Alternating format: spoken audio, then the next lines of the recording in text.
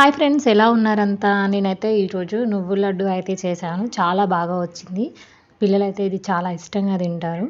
మీరు కూడా ఒకసారి ట్రై చేయండి. ఇందుకోసం నువ్వులనైతే మంచిగా కడిగి ఎండబెట్టుకోవాలి. బాగా ఎండిన నువ్వుల్ని మంచిగా స్టవ్ మీద స్లో ఫ్లేమ్ మీద వేయించుకోవాలి. ఆ తర్వాత మనం ఏ కప్పుతో అయితే నువ్వులను తీసుకుంటున్నామో అదే కప్పుతో సగం వరకు, లేదంటే కొంచెం సగం కంటే ఎక్కువ వరకు బెల్లాన్ని తీసుకోవాలి. స్వీట్ ఎక్కువ తీసుకునే వాళ్ళైతే ఎక్కువగా తీసుకోవచ్చు. నేనైతే సగం కంటే తక్కువ వేసుకున్నాను. నువ్వులు మంచిగా గోల్డెన్ బ్రౌన్ కలర్ వచ్చేంత వరకు వేయించుకోవాలి. ఆ తర్వాత వాటిని మనం ఒక ప్లేట్లోకి తీసుకోవాలి.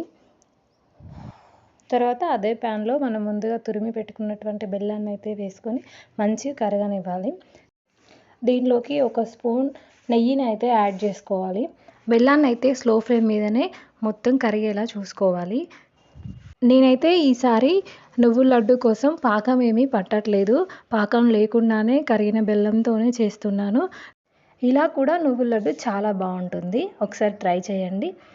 మనం బెల్లం కరిగేలోపు ఒక ప్లేట్కి నూనె కానీ లేదంటే నెయ్యిని కానీ రాసుకొని పెట్టుకోవాలి.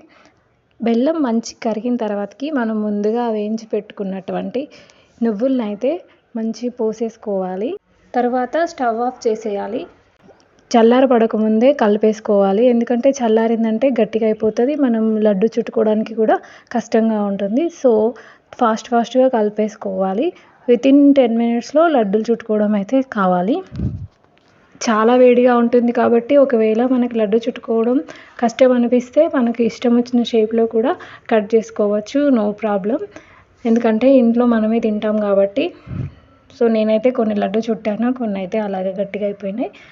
ఇంకా లడ్డు అయితే పర్ఫెక్ట్గా వచ్చింది అండ్ టేస్ట్ కూడా చాలా చాలా బాగుంది. ఈసారి మీరు మీ ఇంట్లో కూడా ట్రై చేయండి. నువ్వుల లడ్డు హెల్త్కి చాలా మంచిది. ఎందుకంటే నువ్వుల్లో కాల్షియం ఎక్కువగా ఉంటుంది.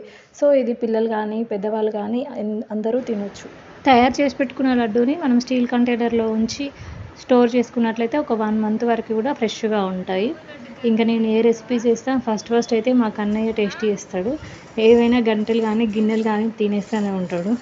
తేజు ఇంకా స్కూల్కి వెళ్తున్న దగ్గర నుంచి అయితే కొంచెం అల్లరి తగ్గించేసింది. ఎందుకంటే టైం సరిపోతలేదు అల్లరి చేయడానికి కూడా. పాపం దానికి స్కూల్ టెన్షన్ ఎక్కువైపోయింది. ఇంకా వచ్చాక కొంచెం వాళ్ళ తమ్ముడితో ఆడుకుంటుంది. హోంవర్క్ చేయడం, పడుకోవడం, ఇంకా అంతే సరిపోతుంది తనకి. ఓకే, ఈ వీడియో అయితే ఎలా అనిపించిందో కామెంట్ చేయండి. Thank you for watching. Subscribe చేసుకోవడం మాత్రం అస్సలు మర్చిపోవద్దు.